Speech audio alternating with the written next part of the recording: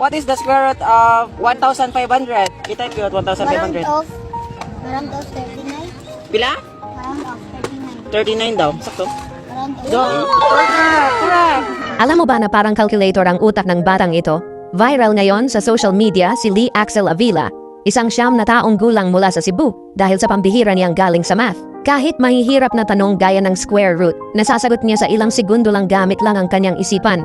Walang papel, walang calculator, kaya naman napabilib ang mga turistang bumisita sa lugar nila. Panoorin natin ang nakakabilib na talino ng batang ito. Again, next. Square root of 3,400. 8,400 like 58. 58 daw yun. Sakto. Again, next. Square root of 6,050. 6,050. 79. Oh, 79 daw. Happy! Kapit lang.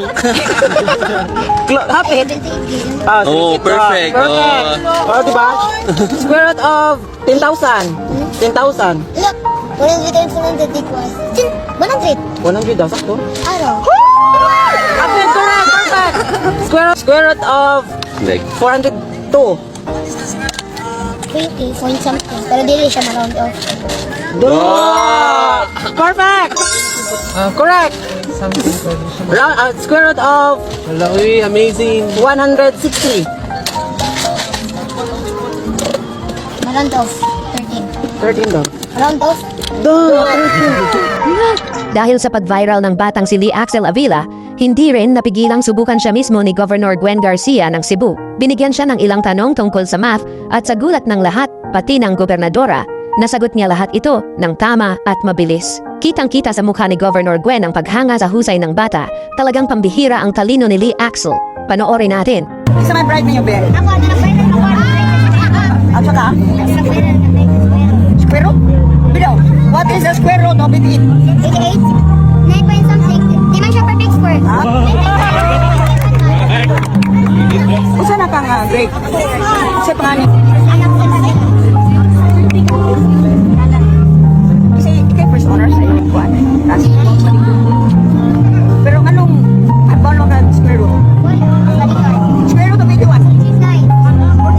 7.